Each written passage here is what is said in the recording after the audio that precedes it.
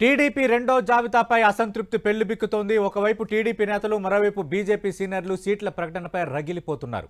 పిఠాపురంలో పోటీ చేస్తానంటూ జనసేనాని పవన్ ప్రకటించడంతో టీడీపీ కార్యకర్తలు షాక్ తిన్నారు. పిఠాపురంలో టీడీపీ మాజీ ఎమ్మెల్యే వర్మకు అన్యాయం జరుగుతోందంటూ ఆందోళనకు దిగారు. ఇక టీడీపీ జెండాలు, ఫ్లెక్సీలను దహనం చేసి నిరసనకు దిగారు. ఇక మరోవైపు విశాఖలో మాజీ మంత్రి గంటా శ్రీనివాసరావు అనుచరులతో రహస్యంగా సమావేశమయ్యారు. ఆయనను చీపురుపల్లి వెళ్లమంటూ ఆదేశించిన టీడీపీ హైకమాండ్ ఎటూ తేల్చకుండా ఆ సీటును పెండింగ్లో పెట్టేసింది. ఇలా మొత్తం 14 సీట్లను పెండింగ్లో పెట్టిన టీడీపీ సీనియర్లకు జలక్కిచ్చింది. మొత్తంగా టీడీపీ రెండో జాబితా రగిల్చిన ఆగ్రహ జ్వాలపై ఈరోజు రాజకీయ పరిణామాలపై 10 టీవీ రౌండప్లో పూర్తి అనాలిసిస్ చూడబోతున్నాం. ముందుగా పరిస్థితులు ఎలా ఉన్నాయో మా ప్రతినిధులతో మాట్లాడే ప్రయత్నం చేద్దాం. లైవ్లో సిద్ధంగా ఉన్నారు మా టీడీపీ ప్రతినిధి రవిచంద్, అలాగే మా కాకినాడ ప్రతినిధి సతీష్, అలాగే మా బీజేపీ వ్యవహారాల ప్రతినిధి నరసింహారావు సిద్ధంగా ఉన్నారు. రవిచంద్, తెలుగుదేశం పార్టీకి సంబంధించి మొత్తం 128 మంది ఈరోజు ప్రకటించిన వాటితో 128 మంది అభ్యర్థులను ప్రకటించారు. ఇంకా 16 మంది అభ్యర్థులను ప్రకటించాల్సి ఉంది. కానీ సీనియర్లు పక్కన పెట్టడం, అలాగే పిఠాపురంలో అసంతృప్తి జ్వాల రగలడం, గంటా శ్రీనివాసరావు సమావేశం పెట్టుకోవడం, ఇవన్నీ ఏం సూచిస్తున్నాయి అంటే జాబితా ఒక రకంగా చిచ్చురేపింది అనుకోవాలా? భారతీయ జనతా పార్టీ నేతలు కూడా దీనిపై అసహనం వ్యక్తం చేయడాన్ని ఎలా చూడాలి? సతీష్, మొత్తానికి రెండవ జాబితాలో ఇంత వివాదం అవుతుందని ఎవరూ అనుకోలేదు, ఊహించడానికి. ఎందుకంటే మొదటి జాబితాలో 94 పేర్లు ప్రకటించినప్పటికి కూడా ఎటువంటి వివాదం లేకుండా కూడా జరిగిపోయింది. చిన్న చిన్న వివాదాలు తప్పించి, చిన్న చిన్న అసంతృప్తులు తప్పించి పెద్ద స్థాయిలో జరగలేదు. కానీ రెండవ జాబితాలో 34 స్థానాలు ప్రకటించిన తర్వాత చాలా పెద్ద ఎత్తున ఏదైతే అసంతృప్తి జ్వాలలు అయితే కనిపిస్తున్నాయి.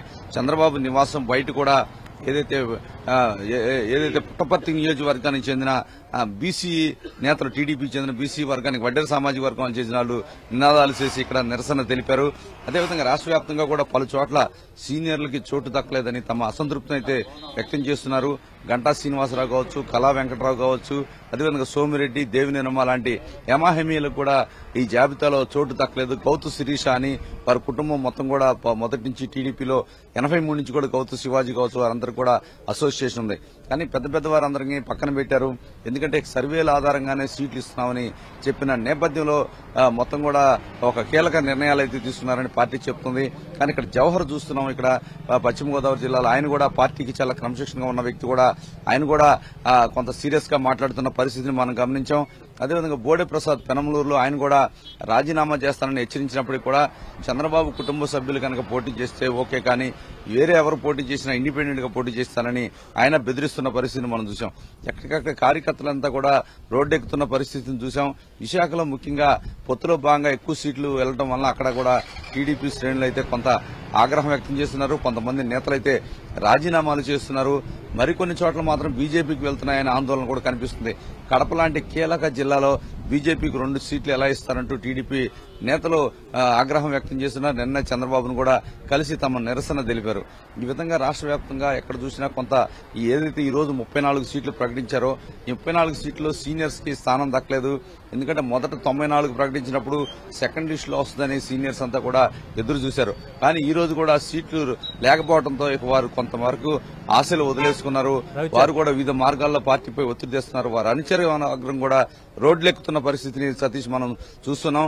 ఇప్పుడు కూడా ఈ రాత్రి కూడా చాలా మంది నేతలు, కళా వెంకటరావు కావచ్చు, జవహర్ అనుచరులు అయితే రోడ్డెక్కుతున్న పరిస్థితి, పార్టీపై ఒత్తిడి తెచ్చే పరిస్థితిని అయితే మనం చూస్తూ ఉన్నాం. సతీష్, రవిచంద్ర, మరి పిఠాపురం పేటముడి తేలేనా? ఆల్రెడీ మాజీ ఎమ్మెల్యే వర్మకు చంద్రబాబు నాయుడు ఫోన్ చేసినట్టుగా మన ప్రతినిధితోనే స్వయంగా మాజీ ఎమ్మెల్యే వర్మ ప్రకటించారు. కాబట్టి అది చల్లారుతుందా? ఎందుకంటే పొత్తులో భాగంగా జనసేన అధినేత పవన్ కళ్యాణ్ పోటీ చేస్తున్న కీలక స్థానం అది.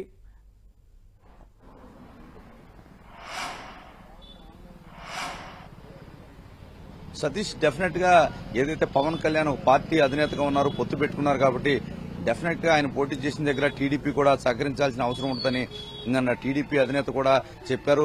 పొత్తుని గౌరవించాలి, ఎందుకంటే పొత్తు విశాల ప్రయోజనాల దృష్ట్యా ఆంధ్రప్రదేశ్ భవిష్యత్తు కోసం పొత్తులకు ముందుకు వెళ్తున్నాం.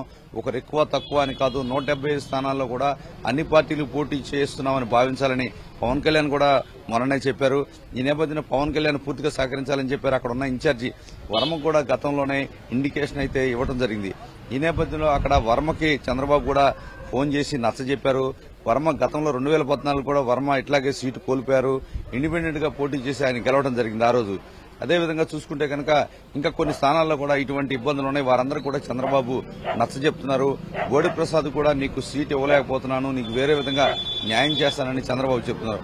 అయినప్పుడు కూడా వారెవరు కూడా, ఎందుకంటే వరం అయితే మొదట సహకరిస్తానని చెప్పారు, కానీ కార్యకర్తల ఒత్తిడి మీదకు ఆయన నేను కార్యకర్తల ఒత్తిడి మీదకు వారి అభిప్రాయాన్ని గౌరవిస్తాననే విధంగా మాట్లాడుతున్నారు. ఈ నేపథ్యంలో వారు ఎటువంటి నిర్ణయాలు తీసుకుంటారో తెలియని పరిస్థితి ఉంది. ఎందుకంటే పవన్ కళ్యాణ్ లాంటి వ్యక్తి మీదే కనుక పోటీ చేస్తే రెబల్గా అది మొత్తం పొత్తు మీద ఎఫెక్ట్ పడే అవకాశం కనిపిస్తుంది సతీష్. ఈ నేపథ్యంలో రాష్ట్ర వ్యాప్తంగా పలు చోట్ల చంద్రబాబు నేతలందరితో మాట్లాడి వారిని బుజ్జగిస్తూ ఉన్నారు. ఎందుకంటే రాబోయేది టీడీపీ ప్రభుత్వమే, మీ అందరికీ అవకాశాలు కల్పిస్తారని వారిని బుజ్జగించే ప్రయత్నాలు అయితే పార్టీ నుంచి చంద్రబాబు ఆ పార్టీ నేతలు చేస్తూ ఉన్నారు సతీష్. అంటే గంటా శ్రీనివాసరావు ఎపిసోడ్ ఏం కాబోతుంది? ఆల్రెడీ మనం చూసాం, అటు పెండింగ్ లో ఉన్న 16 స్థానాల్లో ఎచ్చెర్ల అలాగే చీపురుపల్లి లాంటి నియోజకవర్గాలు కూడా ఉన్నాయి. బట్ గంటా శ్రీనివాసరావు ప్రత్యేకంగా ఆ పార్టీ అనుచరులతో సమావేశమైనట్టుగా చెప్తున్నారు. చీపురుపల్లి వెళ్ళటానికి ఇప్పటికి కూడా ఆయన విముఖంగా ఉన్నారనేదే వినిపిస్తున్న టాక్. అంటే చీపురుపల్లి గంట వెళ్లాలని చెప్పి చంద్రబాబు ఆదేశాలు జారీ చేశారు. నిన్నగాక మొన్న రాత్రి ఆయన ఫైనల్ గా చంద్రబాబును కలిసి నాకు భీముల సీట్ ఇవ్వడానికి ఆయన కోరడం జరిగింది. చంద్రబాబు మాత్రం ససేమరా నువ్వు పోటీ చేస్తే చీపురుపల్లె చేయాలి, లేకపోతే లేదనే విధంగా కరాఖండిగా చెప్పినట్టు పార్టీలో ఒక చర్చ జరుగుతుంది. ఈ నేపథ్యంలో ఆయన భవిష్యత్ కార్యక్రమం కోసం ఆయన అనుచరులతో భేటీ అయ్యారు. పార్టీలో కూడా, ఎందుకంటే గంటా విషయంలో పార్టీ కూడా చాలా సీరియస్ గా ఉంది. గత 4.5 సంవత్సరాలుగా ఆయన పార్టీ కార్యక్రమాల్లో కావచ్చు, పార్టీ కోసం ఎక్కడా సేవ చేయలేదు, పార్టీలో యాక్టివ్ గా పార్టిసిపేట్ చేయలేదు, పార్టీకి దూరంగా ఉన్నారని చెప్పి టీడీపీ నేతలు చెబుతున్నారు. ఈ నేపథ్యంలో చీపురుపల్లి అంటే బొత్స సత్యనారాయణ మంత్రి పోటీ చేస్తున్నారు కాబట్టి బొత్స లాంటి బలవంతుడైన అభ్యర్థి పోటీ చేస్తేనే అక్కడ రిజల్ట్ అనుకూలంగా వస్తుందని చెప్పి చంద్రబాబు భావిస్తున్నారు. అందుకే కరాఖండిగా ఆయనకి అక్కడికి వెళ్లాల్సిందని చెప్తున్నారు. కానీ బొత్స ఏదైతే గంటా మాత్రం ముందు మెత్తబడినప్పటికీ ఇప్పుడు సర్వేలు రిపోర్ట్స్ అన్ని చూసుకున్న తర్వాత తాను వెళ్లనని, తన భీమిని తనకు కేటాయించాలని ఒత్తిడి తీసుకొస్తున్నారు. సతీష్, రవిచంద్ మీరు లైవ్ లోనే ఉండండి. అలాగే ఈరోజు రెండో జాబితా చాలా రకాలైన పరిణామాలకు దారితీసింది. ప్రధానంగా భారతీయ జనతా పార్టీలో కొందరు నేతలు పార్టీ హైకమాండ్కు ఫిర్యాదు చేశారంటున్నారు. స్పెసిఫిక్గా అటు సంప్రదించకుండానే ఓడిపోయే సీట్లను తెలుగుదేశం పార్టీ భారతీయ జనతా పార్టీకి ఇవ్వాలనుకుంటుంది.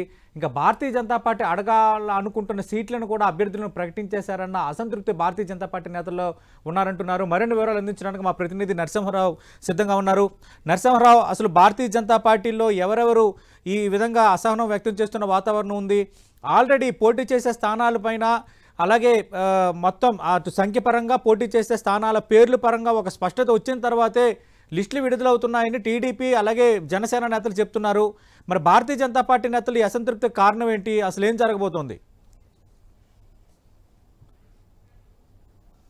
ఏపీ బీజేపీలో పొత్తుల్లో విభేదాలు తారాస్థాయికి చేరాయి. ఏదైతే పొత్తుల్లో భాగంగా సీట్ల కేటాయింపులకు సంబంధించి అటు బీజేపీ సీనియర్ నేతలతో పాటు జిల్లాల ఇన్ఛార్జీలు ఎవరైతే నియోజకవర్గాల్లో సీట్లు ఆశిస్తున్నారో వారు కూడా తీవ్రమైనటువంటి అసంతృప్తి బీజేపీ అధిష్టానం పైన వ్యక్తం చేస్తున్నటువంటి పరిస్థితి కనిపిస్తుంది. ఎందుకంటే అటు బీజేపీ, జనసేన, టీడీపీకి సంబంధించి పొత్తుల్లో భాగంగా కూడా బీజేపీకి 6 ఎంపీ స్థానాలు 10 అసెంబ్లీ స్థానాలు కూడా కేటాయించడం జరిగింది. అయితే వీటికి సంబంధించి ప్రస్తుతం ఏదైతే టీడీపీ ఏవైతే సీట్లు గెలవదో ఆ సీట్లు మాత్రమే బీజేపీకి కేటాయిస్తుందంటూ కూడా అటు బీజేపీ సీనియర్ నేతలు అంతా కూడా ఆరోపిస్తున్నారు. ఏదైతే ఇప్పటివరకు కూడా గతంలో ప్రకటించినటువంటి సీట్లు కావచ్చు, ఏదైతే టీడీపీ, జనసేన ఇటీవల సీట్లు ప్రకటించడం, ఆ తర్వాత పొత్తులు కుదిరిన తర్వాత సీట్ల కేటాయింపులు, ఆ తర్వాత అధిష్టానం బీజేపీ అధిష్టానం నిర్ణయం ప్రకటించక ముందే ఇవాళ చంద్రబాబు నాయుడు సీట్లు ప్రకటించడం కూడా జరిగింది. అయితే ప్రధానంగా పొత్తులకు సంబంధించి ఏదైతే బీజేపీ దాదాపు 12 సీట్లు అడిగినట్లుగా కూడా తెలుస్తుంది. కానీ బీజేపీ, టీడీపీ సంబంధించి అటు జనసేన పొత్తులో భాగంగా 10 సీట్లు కేటాయించినట్లుగా కూడా తెలుస్తుంది. అయితే ప్రధానంగా బీజేపీ అడిగిన సీట్లో కదిరి, కాళహస్తి, నెల్లూరు రూరల్, గుంటూరు వెస్ట్ తో పాటు Vijayawada central, Kaikaluru, Rajahmundry, P Gannavaram, Visakha north, Paderu లేదా అరకు సీట్లు అడిగినట్టుగా అటు బీజేపీ నుంచి మనకు అందుతున్నట్టు సమాచారం. కానీ పొత్తుల్లో భాగంగా బీజేపీకి వచ్చినటువంటి సీట్లు ఏదైతే ఒక రకం జరుగుతుంది, పాడేరు, శ్రీకాకుళం, విశాఖ నార్త్, అనపర్తి, కైకులూరు, విజయవాడ వెస్ట్, బద్వేలు, జమ్మలమడుగు, ధర్మవరం, ఆదోని అంటే ఈ సీట్లు అంటే ఇక్కడ బీజేపీ ఆరోపిస్తుంది దాని ప్రకారం చూసుకుంటే ఈ సీట్లు ఏవైతే ఉన్నాయో ఆదోని కావచ్చు, అనపర్తి కావచ్చు, కొన్ని సీట్లకు సంబంధించి టీడీపీ గెలవదు కాబట్టి అది బీజేపీకి ఇచ్చే ప్రయత్నం చేస్తుంది. ఇక్కడ బీజేపీకి సరైనటువంటి కేడర్ లేదు, అటు టీడీపీకి వెళ్తే కనుక కోల్పోతామంటూ కూడా చెబుతున్నటువంటి పరిస్థితి. అంటే భారతీయ జనతా పార్టీ పోటీ చేసే సీట్లను కూడా టీడీపీ డిసైడ్ చేస్తుందా, లేదంటే భారతీయ జనతా పార్టీ ఆల్రెడీ ఒక 20 స్థానాల లిస్టు ఇచ్చింది మాకు ఈ స్థానాల్లో పోటీ చేసే అవకాశం ఇవ్వాలని, ఆ లిస్టులోనే 10 స్థానాలకు ఫైనలైజ్ అయిందని ఒకవైపు ప్రచారం జరుగుతోంది. మళ్ళీ ఈ కొత్తగా ఈ వాదన ఎందుకు వస్తుంది?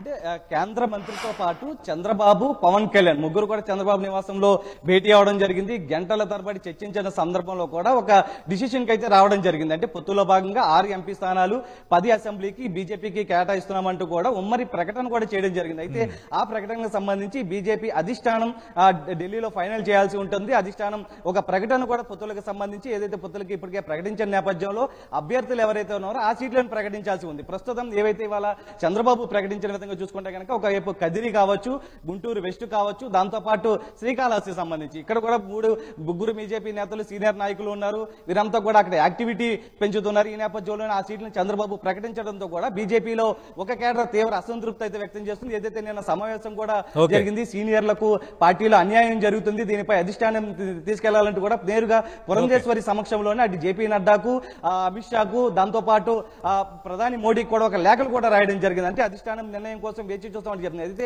ఇవాళ సీట్లు ప్రకటించిన నేపథ్యంలో ఆ సీట్లకు సంబంధించి నియోజకవర్గాలు ఇప్పటికే ఒక కార్యాచరణ ప్రకటించే విధంగా కూడా వెళ్తున్నారు. ఎందుకంటే నియోజకవర్గం మీద హోప్స్ పెట్టుకున్నామంటూ కూడా చెప్తున్నారు.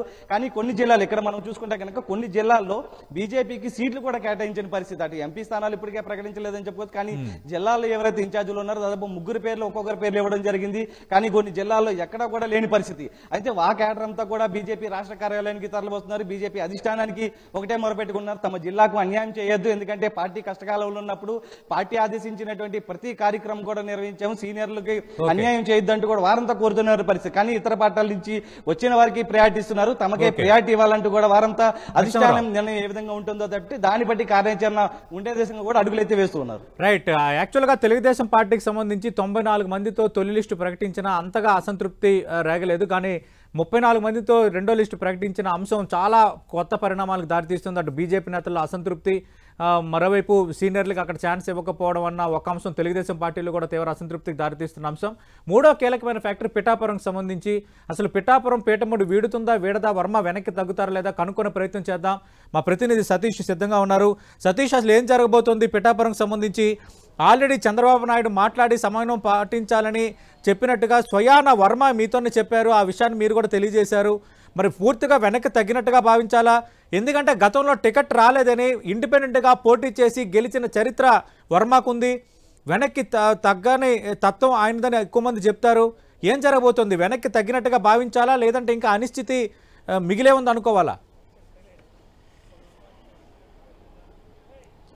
సతీష్, పిఠాపురం నియోజకవర్గానికి సంబంధించి భిన్న అభిప్రాయాలు. అంటే ఒక పక్కన చూసుకుంటే కనుక సంబరాలతో జనసేన నేతలు ఉంటే, మరో పక్కన అయితే మాత్రం నిరసన జ్వాలలతో టీడీపీ నేతలు అయితే మాత్రం ఉన్నారని చెప్పుకోవచ్చు. అయితే పిఠాపురం నియోజకవర్గం నుంచి జనసేన అధినేత పవన్ కళ్యాణ్ పోటీ చేస్తానని ప్రకటించినప్పటి నుంచి కూడా పిఠాపురం ఒక్కసారిగా వేడెక్కిందని చెప్పొచ్చు. టీడీపీ నేతలు ఆగ్రహ జ్వాలలతో కూడా రగిలిపోయి టీడీపీ జెండాలను, పాంప్లెట్లను కూడా నిప్పు పెట్టి తగలబెట్టి తమ నిరసన అయితే తెలియజేశారు. స్థానికుడికే ప్రాధాన్యత ఇవ్వాలి, వర్మకే అవకాశం ఇవ్వాలని చెప్పి తమ అభిప్రాయాన్ని అయితే మాత్రం కార్యకర్తలు వ్యక్తం చేసిన పరిస్థితి. అయితే ఒక్కసారిగా కూడా ఆవేశంతో ఆ ఆగ్రహ జ్వాలలు అయితే మాత్రం ఇక్కడ రేగాయని చెప్పుకోవచ్చు. దీనికి సంబంధించి అంటే టీడీపీ మాజీ ఎమ్మెల్యే వర్మ అయితే మాత్రం కార్యకర్తలందరినీ కూడా సంయమనం పాటించండి అని చెప్పి ఒక పక్కన ఆవేదన ఉన్నప్పటికీ కూడా కార్యకర్తలని సముదాయించే ప్రయత్నం అయితే మాత్రం వర్మ చేస్తున్నాడు. ఇదే సమయంలో కరెక్ట్గా టీడీపీ అధినేత చంద్రబాబు నాయుడు దగ్గర నుంచి వర్మకి ఫోన్ వచ్చింది. ఫోన్ వచ్చి ఎవరో కూడా కంగారు పడద్దు, తొందరపడి ఎటువంటి నిర్ణయాలు తీసుకోవద్దు,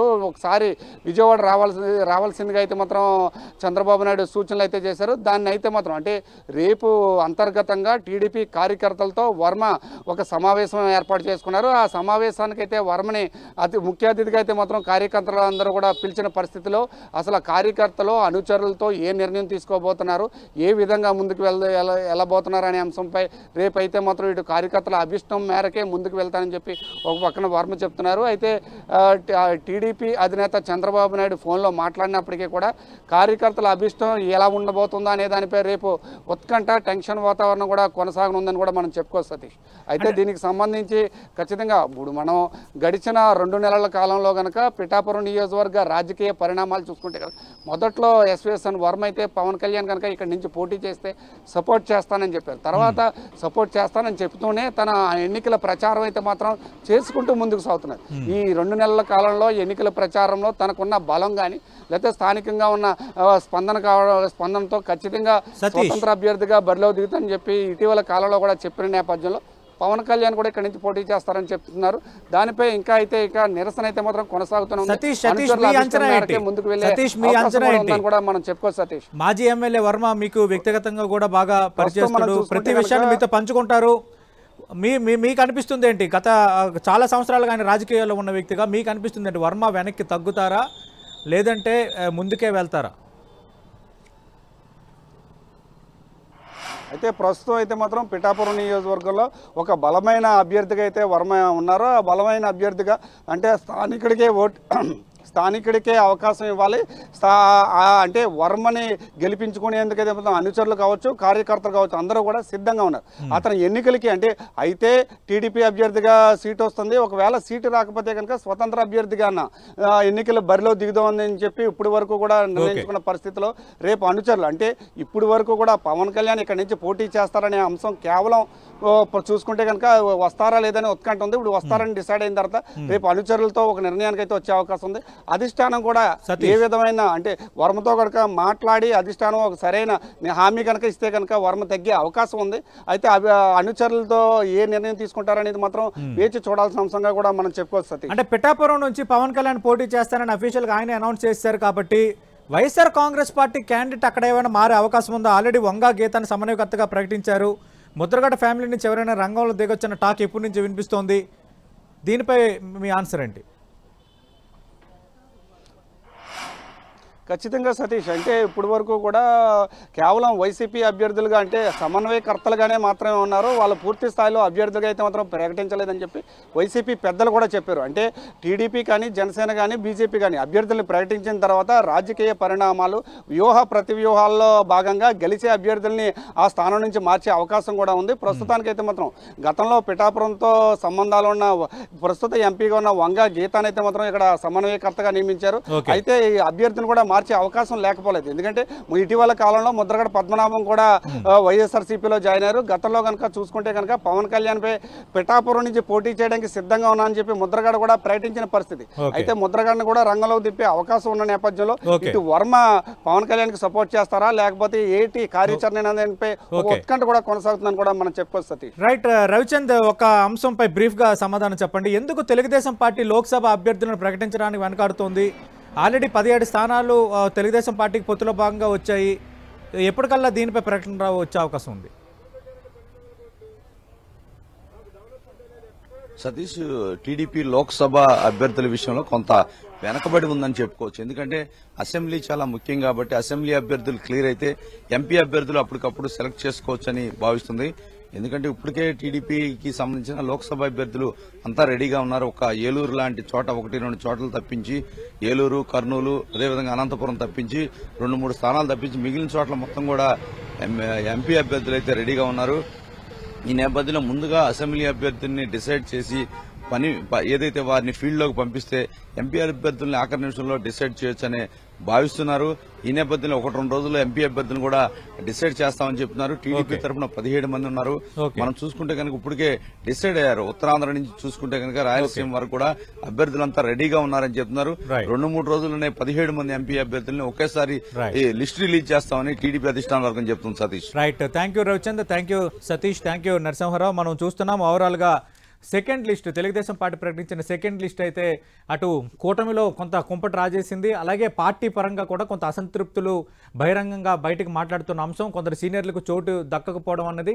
అలాగే భారతీయ జనతా పార్టీ మాకు ఓడిపోయే సీట్లు ఇస్తున్నారు, మేము ఎక్స్పెక్ట్ చేసిన సీట్లు అభ్యర్థులు ప్రకటించారన్న అంశం. అంతకు మించి కీలకంగా భాగస్వామిగా ఉన్న పవన్ కళ్యాణ్ పోటీ చేస్తున్న పిఠాపురంలో తీవ్ర స్థాయిలో అసంతృప్తి జ్వాల రగలటం అనేది కొంత తలనొప్పి వ్యవహారంగా మారుతోంది. ప్రత్యేకంగా చంద్రబాబు నాయుడు విజయవాడ రమ్మని వర్మని ప్రత్యేకంగా ఫోన్ చేసి మరీ కోరినప్పటికీ కూడా నేను ఇక్కడ కార్యకర్తల సమావేశం రేపు నిర్వహించుకొని తర్వాతే వస్తానని చెప్పడం అనేది కొంత ఉత్కంఠకు గురి చేస్తోంది. చూద్దాం ఏం జరగబోతుందో.